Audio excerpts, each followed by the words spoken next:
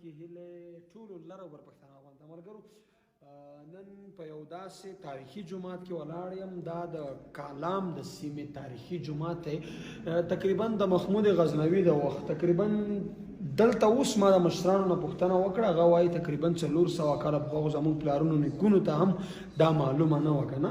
نو دلته یو ملګري خبره وکړه، وایي زموږ په سیمه کې یو د محمود غزنوي د وخت جومات دی. نو ما ورته وویل چې دا سیم بیا د هغه وختونو جومات دی، ځکه چې تاسې د دې دغه وګورئ ته راوړه د کیمرا دا وینې دا ټول لرګی دی دننه. دا یې صرف د پاسه پالش وسپو ورکړی دی، دا هم لرګی دی، دا د دې دننه هم لرګی دی. ښه نو چې دا د دومره پخواني وختونو جومات دی، نو دا لرګي به یې څنګه خېژولي وي په هغه وخت کې؟ خو نه کرینک به وي، نه به خپاره وي، نه به لوډر، نه به داسې مشینري وي لکه دا نن سبا چې کوم سیسټم دی.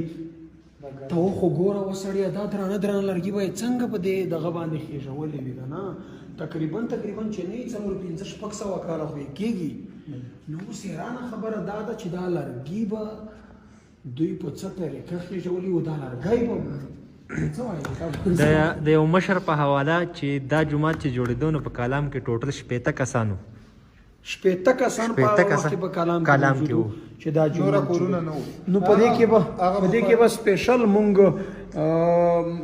اسماعیل مسعود صاحب خو وکړل 2 رکعته نفل، او مونږ به هم 2 رکعته نفل خاص د پښتون وطن د امن او د باقا په خاطر کوو. پکې دعاګانې به کوو د لرو بر پښتون. دا لپاسه اوبه دي او لاندې چې دی نو اور دی، دا اوبه تودېږي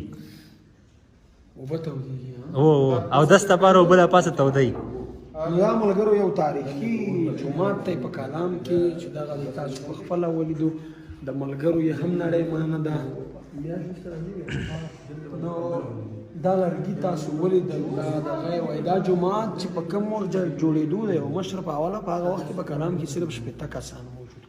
نو په دغه ځای کې به خدای ته دعا وکړو چې خدای نور په دې لرو بر پښتون افغان وطن کې امن او سوله راولي، د سوکاله ژوند مو په نصیب کې. دا دی خو دا دروازې پې ورته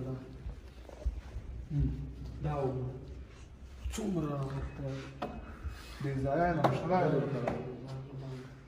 دومره وخت او دومره تاریخي سیسټم. نور یې سټاپ کړه. اوس به بیا مونږ او تاسې 2 رکعته